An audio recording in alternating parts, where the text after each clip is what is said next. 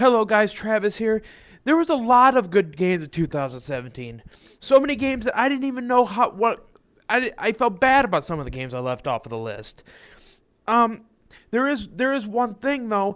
I don't have a Switch. So games like Mario, games like Zelda, they weren't able to make my list. Because these are the top 10 games I've played in 2017.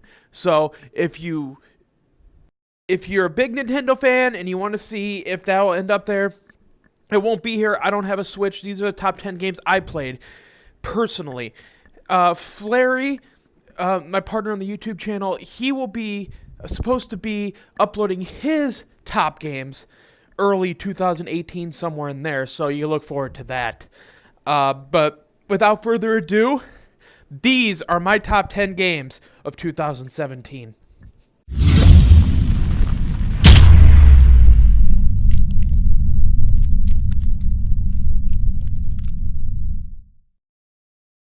Number 10, Dokie Literature Club. Number 10 on my list is Dokie Literature Club. On the surface, just a weeb anime type of game. A dating simulator about trying to get to know these girls in this literature club and what they're all about and what their interests are and everything. And I knew what I was getting into, so it wasn't as shocking the way it went. But if you're going in this without knowing, it really turns, and it really takes this big turn that you're not expecting for it to make. Even if you know what's going to happen, even if you know the direction it's going to take, but you don't know exactly what's going to happen, it still messes with you because I mean they just did a good job of graphic imagery, which again, as the game says, if you're prone to depression or if you have anxiety or stuff like that, this game probably isn't for you.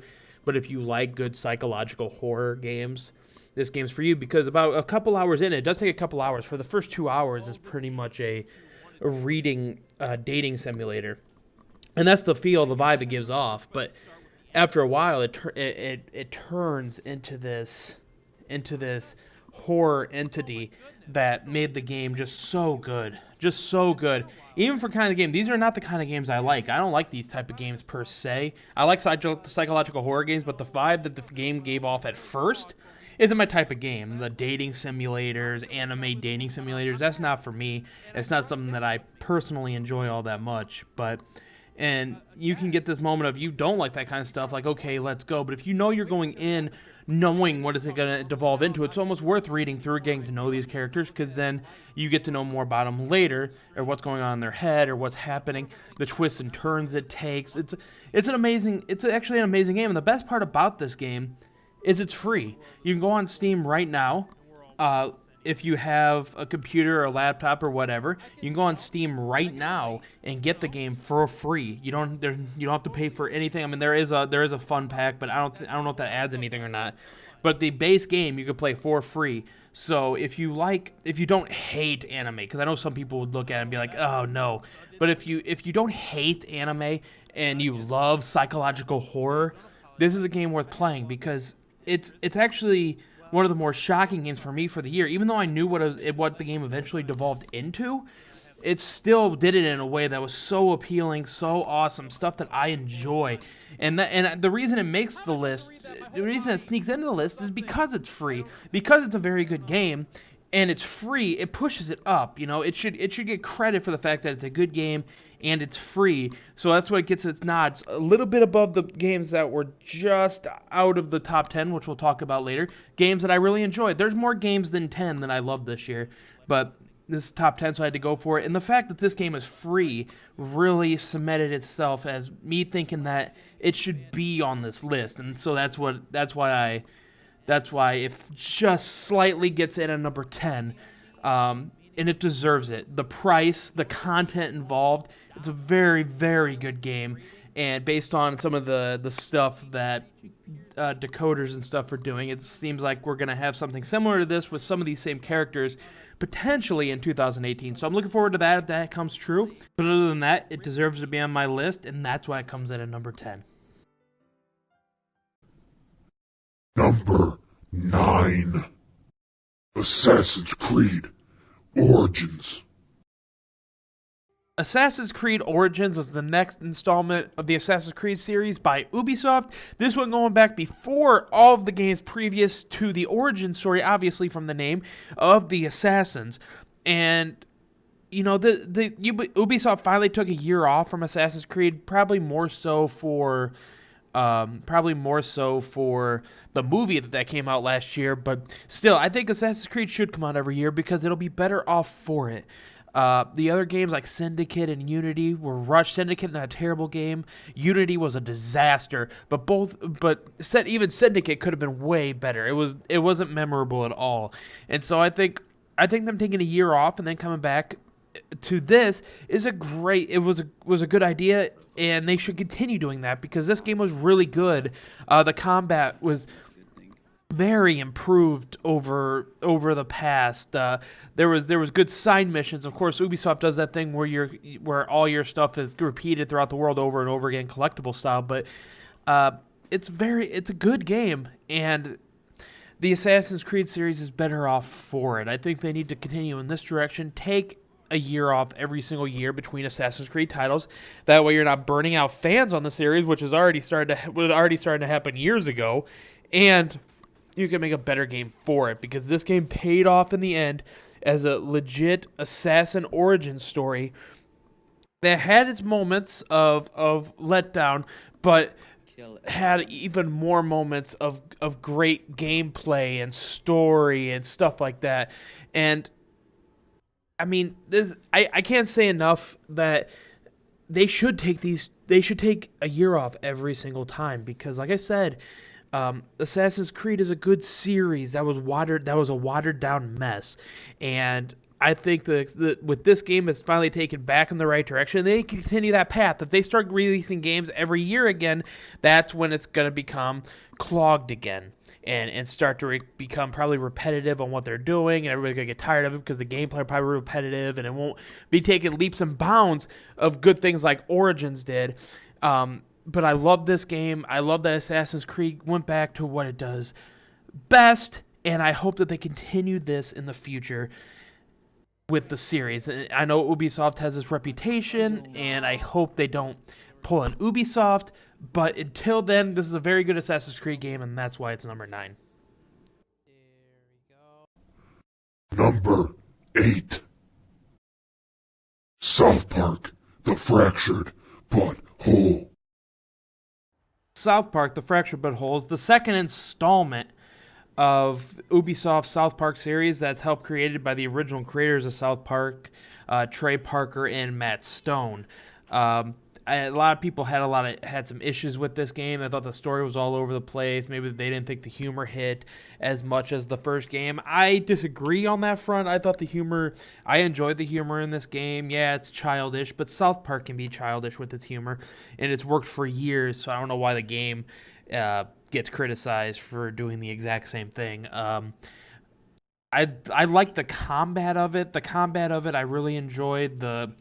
A lot of people had issues with the combat. I kind of like the square, kind of like a condensed version of XCOM, where you can move only so many squares and certain moves when so many squares, and I liked that about the game. I really liked the combat. I thought it was much improved. Obviously, the story is about the same character from the Stick of Truth, the new kid with the same parents as the first game, obviously, same kid, and all the turmoil he goes through. Now, in this one, instead of it being the Stick of Truth, trying to get the stick, elves, and all of them, it's superheroes, which I like the superhero powers. I like the superhero theme. The only thing I would change is I wish there was even more references to superhero movies. I wish they made fun of more superhero movies, maybe had spoofs of superhero movies within the cutscenes. That's the one thing I think South Park missed on. There's so many superhero movies. I think they missed on a lot of opportunities to spoof a lot of the superhero movies and make fun of those, because I love superhero movies, and so I mean being able to get those references and everything would be amazing and everything. So yeah, the game's not perfect. I still enjoyed it. I still really had fun with it. Everybody in my Twitch chat had fun with it. And, you know, other than Morgan Freeman, who you can't fight if you hit him enough times, and he's a pain in the ass, so keep that in mind. I really enjoyed South Park: The Fractured But Whole. It could have been better. It could have been way worse, and I really had fun with it, and that's why it ends up at number 8 on my list.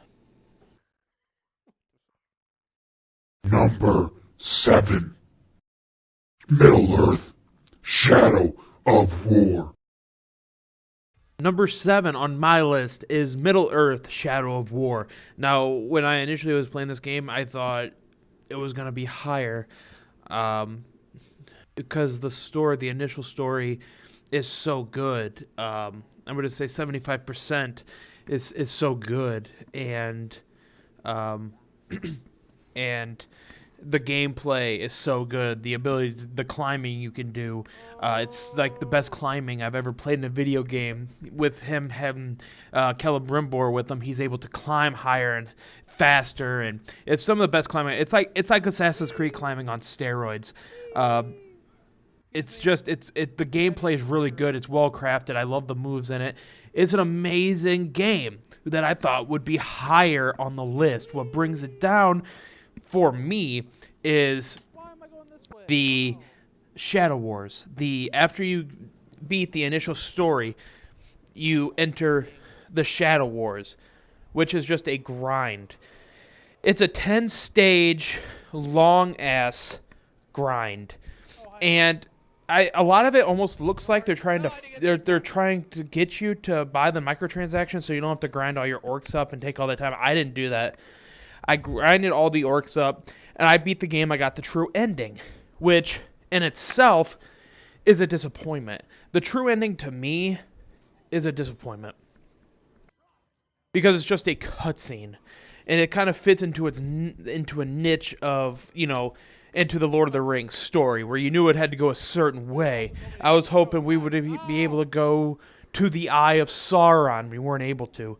I really wish they could have done a lot more. Make us do all that grinding for a true ending that's just a 5-minute cutscene or so. I kind of wish they did more with that. But the fact that it's on the list shows how great the rest of the game was. The game was unbelievable. That last 25% pushes it down. I think I had it at a 9 out of 10. It pushed it down to an 8 out of 10 because it was just such a grind, so tough to get through. It was such a slog, and I wish it wouldn't have been like that. I wish you could have a Shadow Wars. I could have a 10-stage Shadow Wars. It could be just as long. But it just defending the same forts over and over again. It wasn't fun. After a while, it was just, okay, let's get this over with so I can get to the true ending. I was hoping all that grinding, all that stuff we did, it would lead up to one final big battle, but instead it led up to a cutscene. And that's why it disappointed me overall, the last part of it, the Shadow Wars. But the rest of the game, like I said, is so goddamn good. So it immerses you in that universe. Like, I felt like I was in the Lord of the Rings movies or Hobbit movies or whatever, even though this takes place before them. The first 75 to 80% of this game is fucking amazing, worthy of being towards the top of the list. But the last 25% is what pushes it down a little bit further. Still an amazing game, worth checking out. But my suggestion would be to play the initial story. Play all the way through the initial story because that's amazing. Do all your side missions, everything. And then, when you get to the Shadow Wars, unless you really, really want to do it and feel proud of yourself, if you want the platinum, you got to do it. If you don't care about the platinum, I'd just go on YouTube and watch the cutscene. It'll save you a lot of time and a lot of effort for something that's so repetitive and so tedious that it makes you really tired of it when you're about halfway through it. So, Shadow of War, still a great game, has issues, but I think it does deserve to be on this list, and I think it does deserve to be in front of the games before this, and that's why I have it at number 7. Number 6. Resident Evil 7. Resident Evil 7 is a throwback to the old Resident Evil games. That's at least what Capcom said. I think they pulled it off beautifully. The story presented here, there is a woman who goes missing, and her boyfriend or husband, I can't remember which, gets a video from her saying that she's fine, but don't come looking for her. But of course, we go looking for her, and it transpires like a Texas Chainsaw Massacre style fucked up family. Just fucked up family that resides in this well, creepy ass fucking place that they probably shouldn't be. Well, I guess it makes sense for them, but it's just this creepy place. And the game just has a lot of creep factor to it that I just love. The atmosphere, the look and feel of the game is so good. It's just so good. The crafting. There's a good amount of crafting in the game that can help you throughout. There's things that'll show you where stuff is, little upgrades where you can take these potions or whatever that allow you to see where items are or allow you to have increased health. The miracle goop is fucking amazing.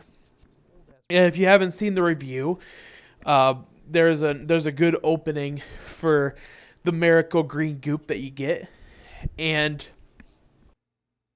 it's just such a fun game. That family is so fucked up between Marguerite, who, with the creepiness, fucking nasty bug lady. Lucas with his Saw type atmosphere where he does all that stuff with like traps and plays a game. Daddy's just immortal and fucking fucked up. And I can't remember what the daughter's name was, but the daughter just kind of hates everything, I guess, and is trying to help you through it. Because she wants out of it herself. And then there's Grandma. Everyone's favorite Grandma, who plays a big part of the story. And it just comes together so well, so beautifully, that it just wipes away the shit stain that Resident Evil 6 and Resident Evil 5 brought onto the franchise. And I'm happy that they did this. They need to continue doing this, because that is what Resident Evil should be. Right? You could do action horror, but if you're sucking at doing action horror, maybe you should go back to when the game was actually good. There are good action horror Resident Evil games, and then they're shit because they lost track of what made Resident Evil either survival horror or action horror. They lost track of what made them good. They just go on pure action. They turn it into a Michael Bay Resident Evil. That's not what Resident Evil was. That's not what it is. And so I'm happy that Capcom, after years of retardedness, decided that now we'll do a survival horror game with some action thrown in, but mostly a survival horror game. And look what happens. Fucking brilliant game. That's what happens. They need to continue down this path, because on this path Resident Evil has all of the potential in the world to be even higher on this list if they keep building on what this game's foundation had. And it has a fantastic foundation, and there's just nothing else I could say. It's number 6. It's still, there's a lot of good games this year. It's number 6 because I just felt like the games above them just the next level. But that doesn't take away from this game. This game is amazing. It deserves a place on this list, and I hope Capcom continues down this path, because they need to continue to revive Resident Evil, to bring it back to what it was before, and that's a fantastic franchise, and I hope they can continue to do that. Miracle glue? Miracle glue, huh? What the fuck? Number 5. Wolfenstein The New Colossus. Wolfenstein 2, The New Colossus. I love the Wolfenstein games. This one's no different for me. It has a great story, a background into B.J. Blazkowicz's past of his father and his mother and his upbringing, and it's a really well told story that is on the shorter side. I think if there's one big negative for this game, it's on the shorter side of the spectrum, and I wish it was longer. The first Wolfenstein game wasn't that long either. I mean, for a game that focuses on story, you would wish it would be a little longer than it was. But from what's there, masterpiece. I know a lot of people had different issues with the game and everything, but for me personally, masterpiece. I love the gunplay. I love, they stack the odds to get you so bad sometimes. It's ridiculous.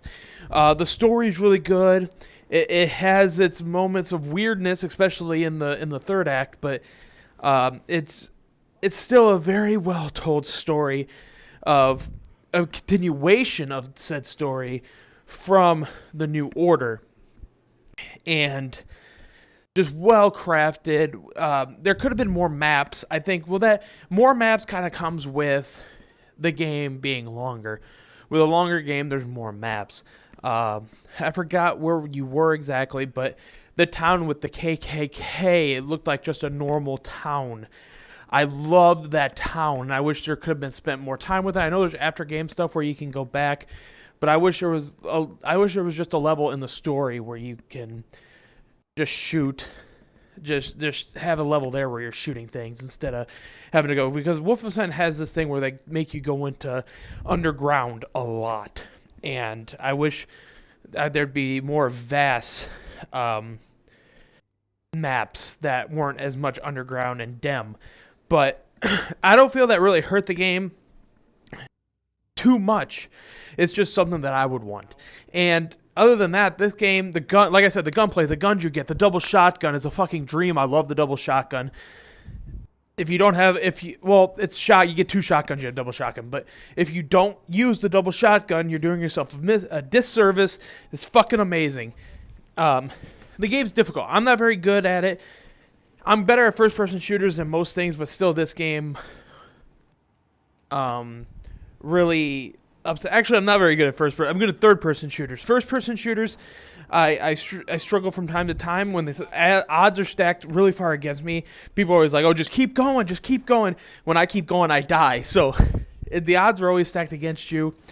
It's a really tough game for me, but it's rewarding, and I love the story. I love the story of Wolfenstein.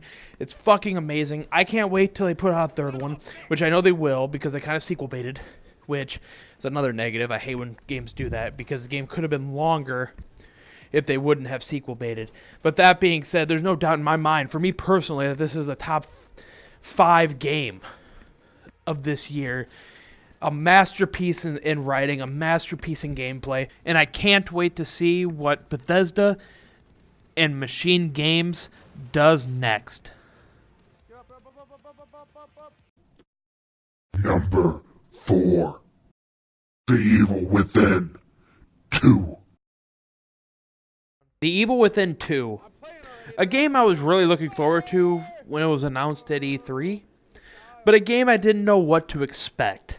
I didn't know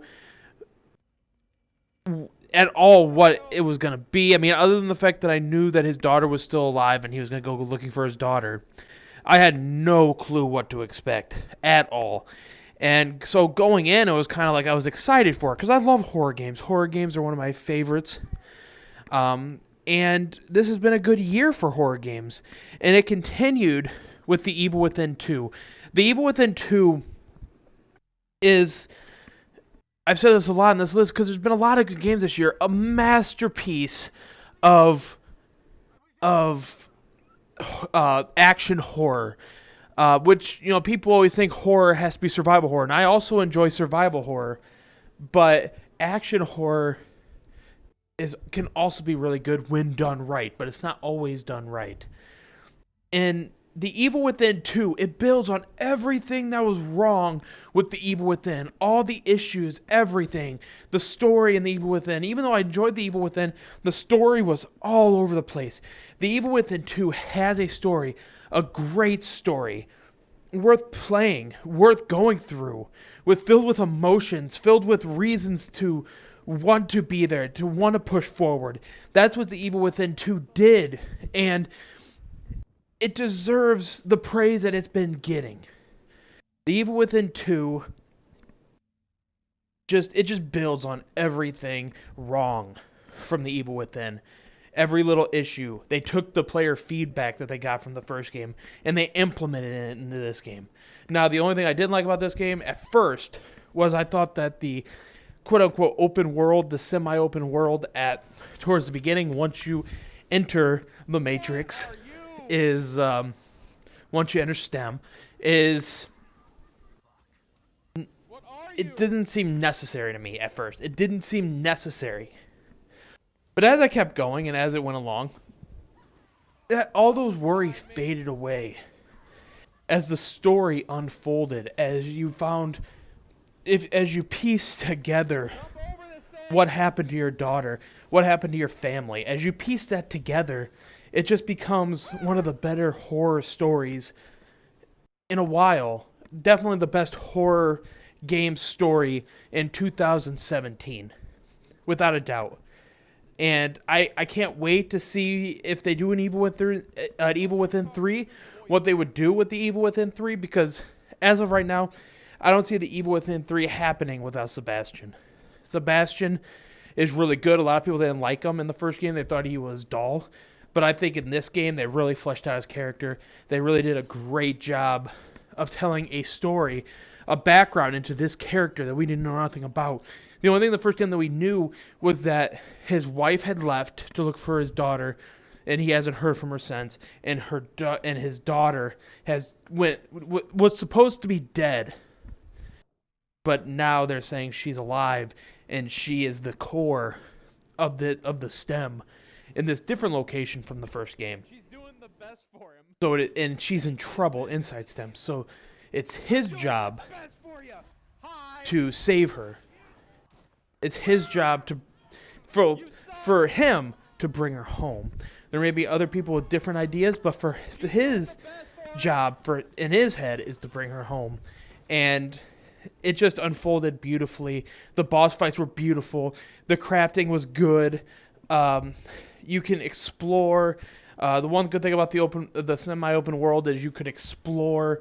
There's more collectibles, boxes to break, collectible stuff within those boxes throughout the world, and that builds your resources and everything to be able to craft and get your speed. Because the electric chair from the first game that gives you your build-ups or your more speed and all that, those are still there. And so the green goop, if you will, and that helps you along the way. And so, like I said, one of the good year for horror games between Resident Evil 7, even Dokie was a really good horror game once it got going, and this game. So, like I said, one of the better horror games I played in a while. I enjoyed The Evil Within, but I knew it had issues at the same time. This game was a masterpiece in action horror. And like I said, I can't wait, just like Wolfenstein, I can't wait to see what Bethesda and Tango does next. Number 3. Persona 5. Persona 5 was by far the most shocking game I've played all year in terms of what I thought I was getting into and what I was playing. I wasn't actually really sure what I was getting into in terms of the gameplay, in terms of the story, but it's gotten so much praise from the anime community, which is what a lot of people who play this game. And I've heard that the other Persona games have been good also, which I hadn't played them. So I didn't really go into Persona 5 with any kind of expectations, high or low. I just went in kind of like, let's see. And what we got was over 100 hours for most people of a damn good story, a damn good put together story, a story about friendship, a story about betrayal, a story about assholes, and putting those assholes in their place and making them confess to their crimes. And the way it goes about it is a lot of repetitiveness in terms of the gameplay, but you get that in a lot of games. But some of the the villain designs, the creature designs, one looks like a penis.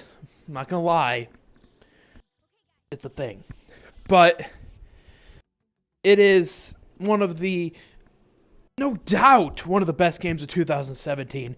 There's no arguing it. I don't care. This story is damn good. I had issues with it, and I'll get to it in a second, but what is there is polished. It's amazing. It tells an amazing story. End boss fight that is fucking annoying. It pisses you the fuck off, but it's super satisfying when you actually beat that son of a bitch. And in the cutscene that pursues, it just makes the whole thing worth it. It makes the whole game worth it. To me, I got stuck a lot. In certain places. So I ended up going up to 150 hours. Whether that's a legit 150 hours, I don't know, but that's what it said. And it just made all of that, in the end, worth it. Everything I did in that last moment was worth it. It built up to that. And now I'm kind of like a fan of Persona. I don't know if I'll ever go back and play the other ones, but any of the Personas that come out into the future, I'm all in on. I can't wait to see where Atlas goes with this next. Hopefully they don't do the whole streaming ban thing like they did with this game, but besides that, there's no denying this game. There's no denying this game is quality work from Atlas, a company that apparently is popular and well known, but for me, I didn't know much about them.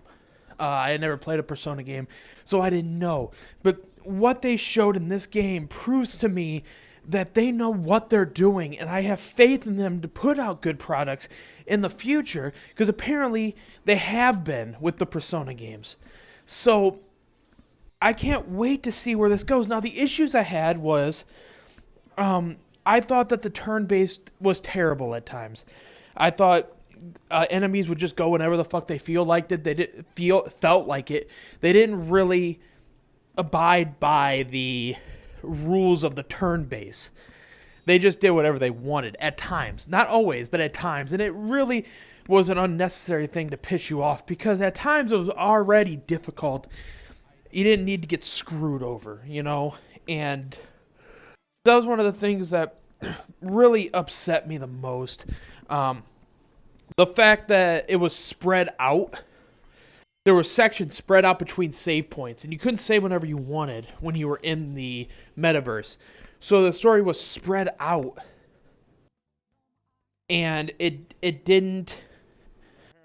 Sometimes you would go 40 minutes without being able to save, and then you die, and you'd have to replay that whole 40 minutes. And so if you do that a couple times, it takes you out of the game. It makes you not want to play it or take a break from it, and I doubt that's what Atlas wanted. So I would love for them to have.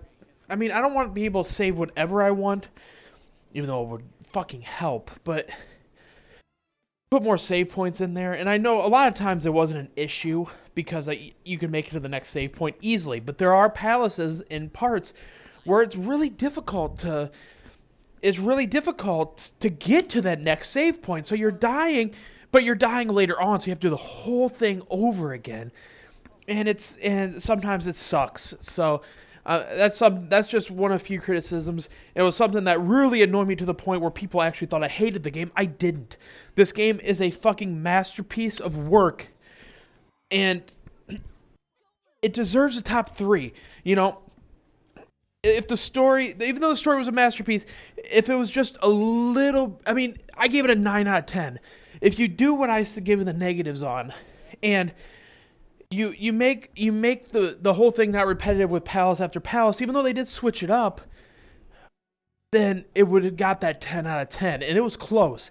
It was there. I can't, like I said, I can't wait to see what Atlas has. I've said this a lot in this video. I can't wait to see what Atlas brings to Persona next, because now I am a fan and I want to be involved in playing all these games when they come out, or any game that Atlas puts out, even if it's not Persona. So I can't wait to see what happens in Persona. I can't wait to see.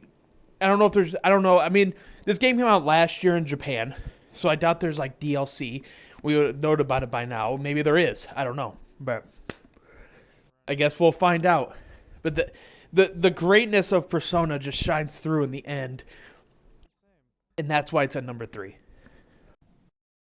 Number 2. Yakuza Zero. Yakuza Zero. This game is I've always wanted more mafia style video games. I think it's a perfect setting for video games, and we got that with the Mafia series. And other than that, there hadn't been much. Now, Yakuza has been a long franchise, so in reality, it's been around, and it has been in that genre. But Yakuza Zero was the first Yakuza I've played, and I'm so happy that they're remastering all of them. I also followed this up by playing instantly afterwards, because I played it later on in the year. Instantly afterwards, played Yakuza Kiwami. Also very good. And a lot of people said, well, this game came out last year, so it's tough to say it should go on your Game of the Year list this year. But so did Persona 5. Persona 5 came out last year in Japan, but yet it was up for Game of the Year this year. So if a game comes out in Japan the year before and only Japan, and then it doesn't come out anywhere else till next year, I think it's a safe bet to allow a game to be on your Game of the Year list. And that being said, Yakuza Zero deserves to be at number 2. I think this and Persona could be interchangeable. I think what it came down to was I like the story in Yakuza Zero a little bit better than the story in Persona 5. The story in Persona 5 was still damn good. But in the end, I think maybe it may be my Mafia biased. I love Mafia stuff. I love video games, Mafia movies. In this case, Yakuza. I love all that kind of stuff. And this game is like you're in the Yakuza. Just an amazing story, amazing side. That's another thing. Yakuza Zero has over Persona 5. Yakuza Zero has amazing side missions, funny side missions, funny activities.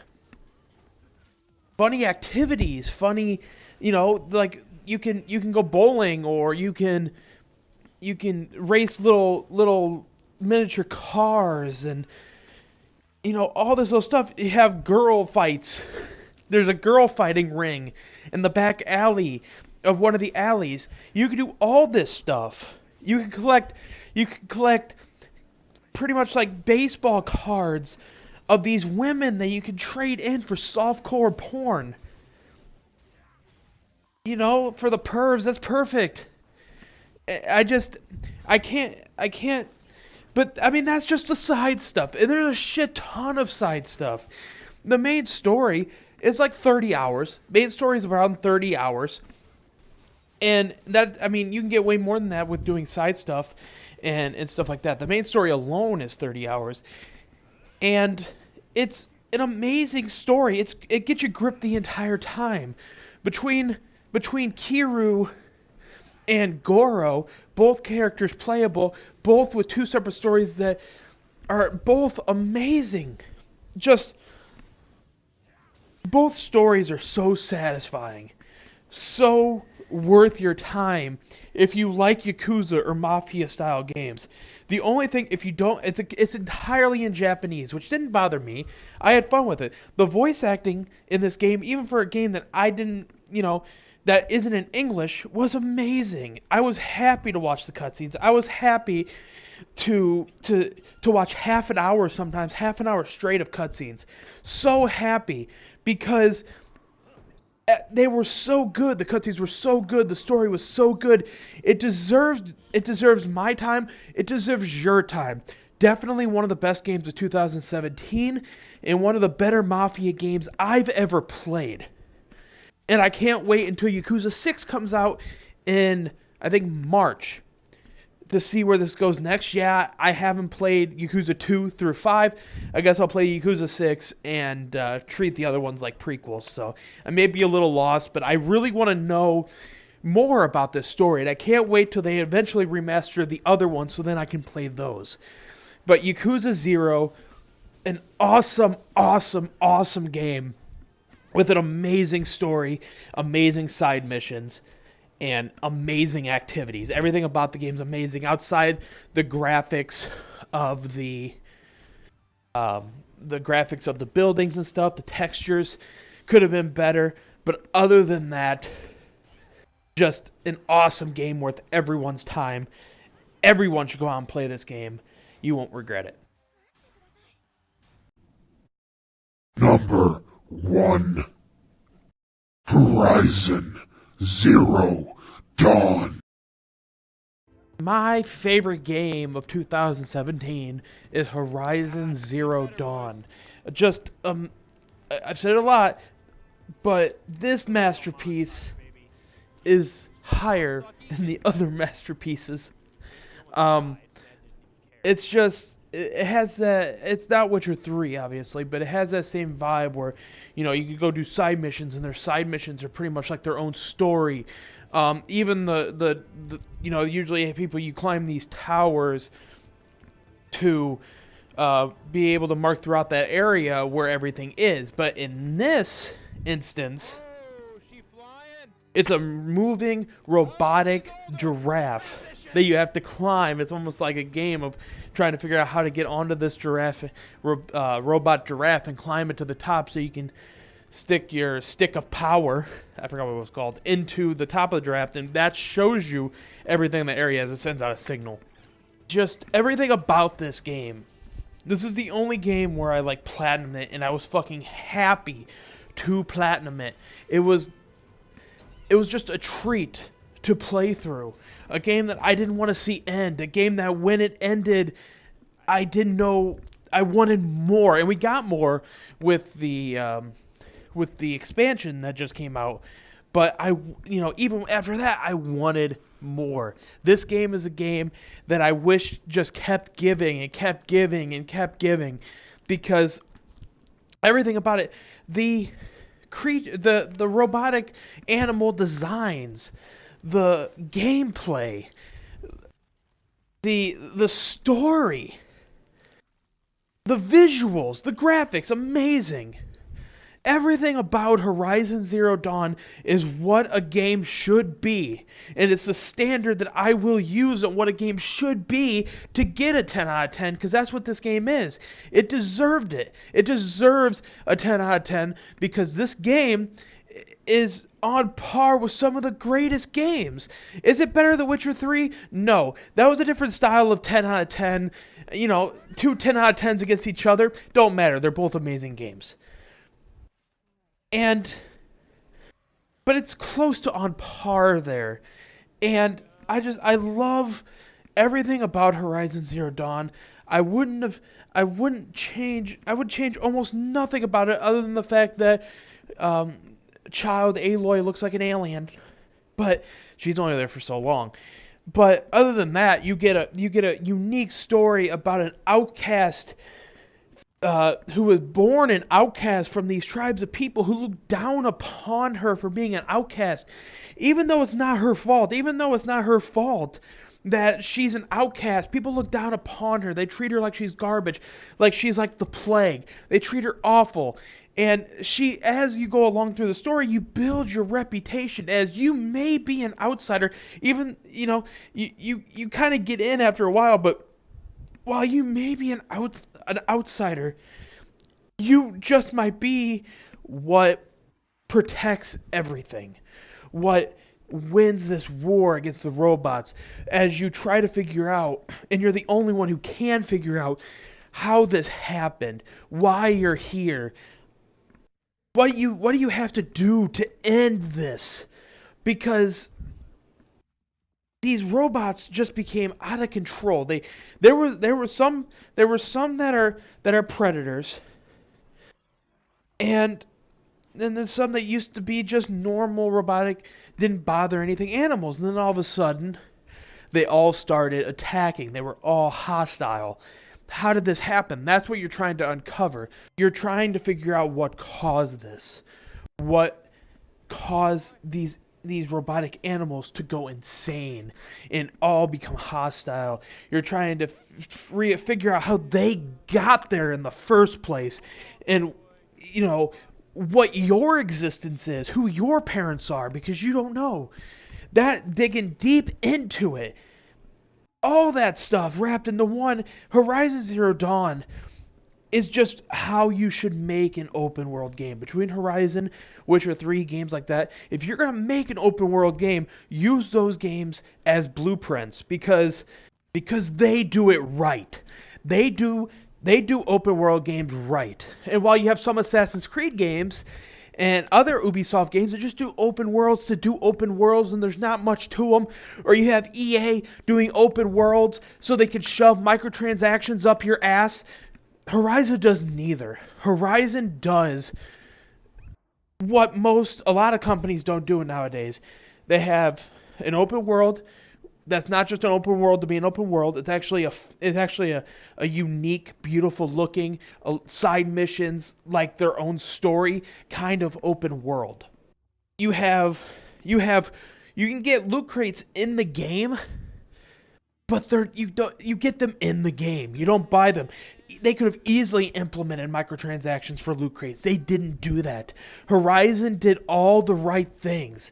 Everything that needs to be done to make such a great game, Horizon did. There is no other game for me, regardless of what other games I could have played, that would be my game of the year more than Horizon. It deserves it. If you haven't played it, you are just required to. If you have a PS4, you're required to play Horizon Zero Dawn. You won't regret it. There's nothing more I can say. Go play the fucking game. So those were my top 10 games of 2017. It was a tough choice. I talked early on in the video that I would have some honorable mention kind of games that just fell under the radar. Injustice 2, it was close, about as close as you could get making the list. I loved Injustice 2, but I felt like to the other games, and that was the two I was between Dokie and Injustice 2 I was thinking about, and a lot of people would say Injustice 2 is more quality, but again, when it comes down to it, they both were good at what they wanted to do, and Dokie was free, and that has to play a factor into the decision there. The fact that it's free, it's just, it outweighs it. Another game that got left off was Uncharted: The Lost Legacy. Huge fan of Naughty Dog, huge fan of the Uncharted series, and I thought it was a very good game, but I couldn't find a place where I thought it should fit over the rest of these games. But it is a very good game that extends some of the stuff that from Uncharted 4 that was left out, like what happened to Chloe and all that. So those are my honorable mentions for this year. Tell me in the comment section below what your top 10 is. If you haven't played 10 games, tell me what your top 5 games are. If you haven't played 5 games, just tell me out of the games you've seen what your top 10 or top 5 are. I'd be happy to hear it. If you like this video, don't forget to leave a like. I can't wait for 2018. It's looking pretty good so far. I hope the momentum keeps going because this year was really good. So until then, thank you guys for watching, and I'll see you guys next year. Bye, guys.